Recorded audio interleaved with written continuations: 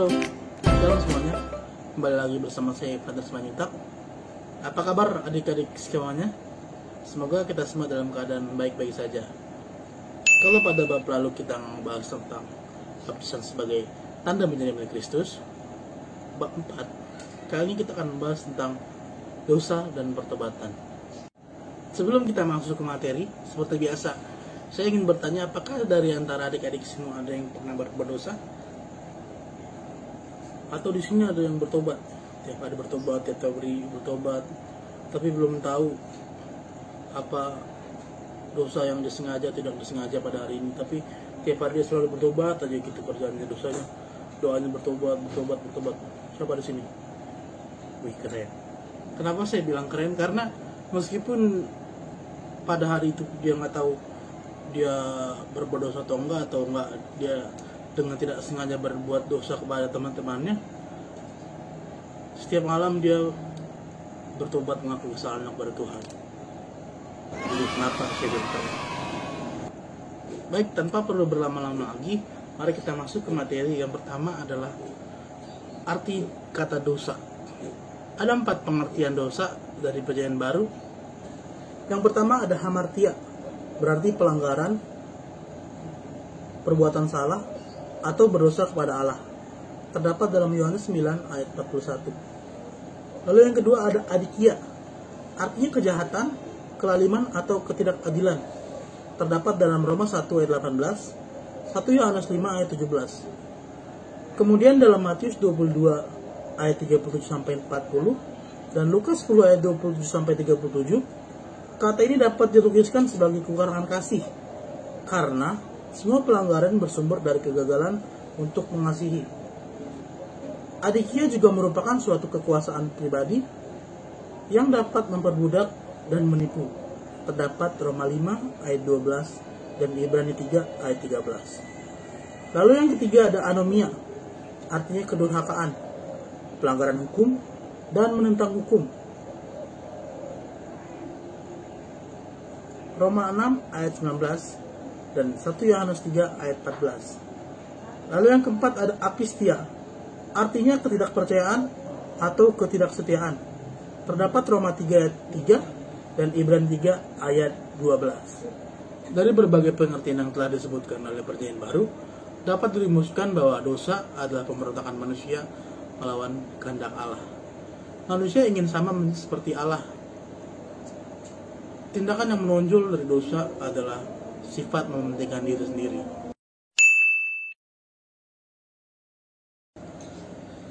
Akibat dosa. Yang pertama, dosa mengakibatkan pertentangan dengan Allah. Setelah Adam dan Hawa berbuat dosa, manusia secara khusus tidak bisa bertemu. Ketika mereka mendengar suaranya, mereka malah ketakutan dan bersembunyi dari hadapan Allah.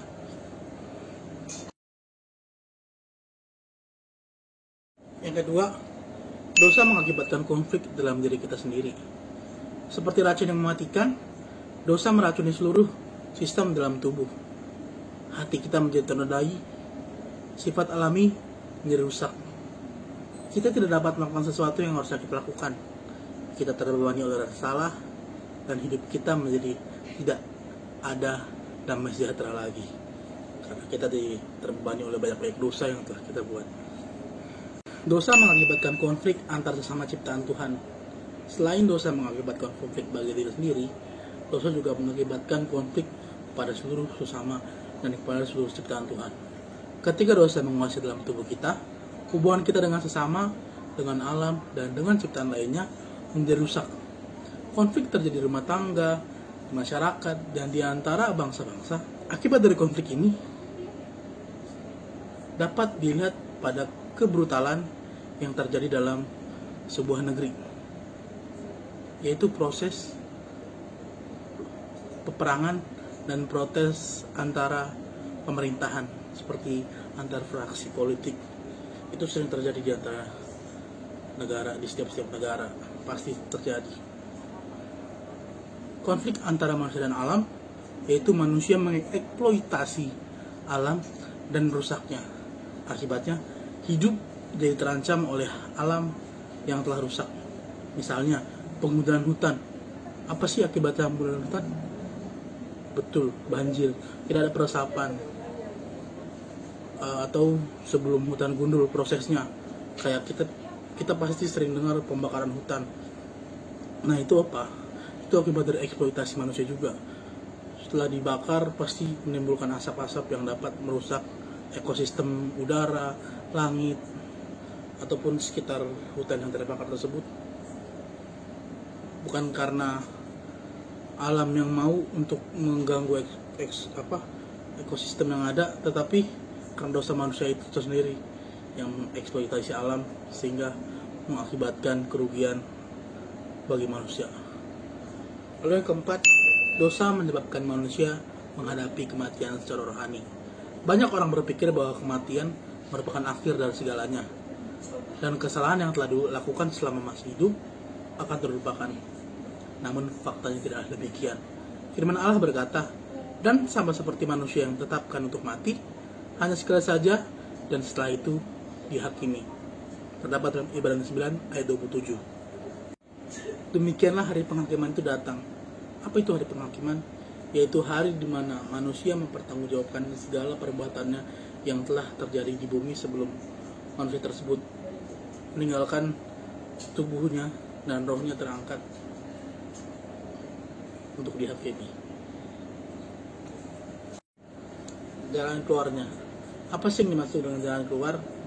Jalan keluar pasti diumpamakan seperti orang yang tersesat di dalam labirin misalnya. Pasti setiap orang itu ingin keluar dan ingin mencari tahu di mana pintu keluarnya atau jalan keluarnya berada. Demikian juga dosa. Hanya Allah lah yang dapat menolong manusia keluar dari dosanya, karena manusia memberontak melawan Allah. Maka hanya Allah lah yang dapat memadamkan pemberontakan itu melalui pengampunannya dan keselamatan dalam diri Yesus Kristus. Tidak ada jalan lain selain Allah menolong orang jatuh dalam dosa. Karena waktu kita masih lemah, Kristus telah mati untuk kita orang-orang yang durhaka pada waktu yang ditentukan oleh Allah. Akan tetapi Allah menunjukkan kasih-Nya kepada kita karena Kristus telah mati untuk kita ketika kita masih berdosa. Inilah bentuk pertolongan Allah bagi manusia. Akan tetapi manusia tetaplah manusia. Meskipun manusia telah tahu bagaimana cara keluar dari dosa, meskipun manusia telah tahu jalan keluar dari dosa itu apa dan siapa, tetapi dengan keinginan daging dan kebebalan akan dosa, manusia tetap hidup dalam dosa. Lalu bagaimana cara yang benar untuk membuat manusia menjadi kembali dalam kebenaran Allah? Yaitu pertobatan. Apa itu pertobatan? Dalam Alkitab, kata bertobat berarti berubah pikiran. Alkitab juga memberitahu kita bahwa bertobat yang sejati akan menghasilkan perubahan tindakan. Itu terdapat dalam Lukas 3 ayat 8-14, Kisah Para Rasul 3 ayat 19. Kemudian di Kisah Para Rasul 26 ayat 20 menyatakan, tetapi mula-mula aku memberitakan bahwa mereka harus bertobat dan berbalik kepada Allah, serta melakukan pekerjaan-pekerjaan yang sesuai dengan pertobatan itu. Definisi pertobatan yang sepenuhnya menurut Alkitab adalah perubahan pikiran yang menghasilkan perubahan tingkah laku.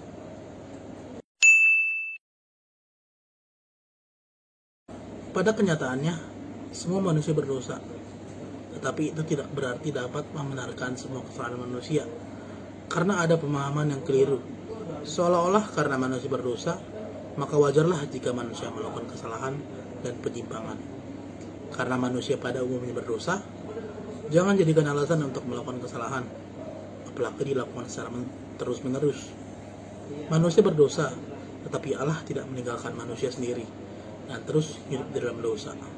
Ia mencari manusia, menemukannya, serta mengampuni dan menyelamatkannya.